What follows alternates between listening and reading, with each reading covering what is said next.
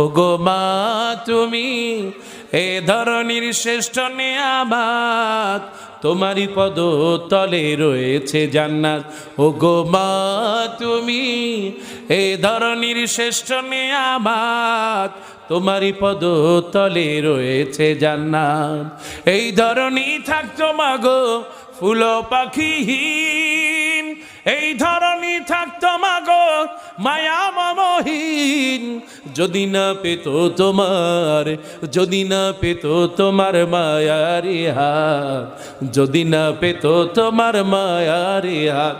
ওগো মা তুমি এই ধরনীর শ্রেষ্ঠ নিয়ামত, তোমারই পদ তলে রয়েছে জান্নাত, তোমারই পদ তলে রয়েছে জান্নাত, মায়েরই পদ তলে রয়েছে জান্নাত।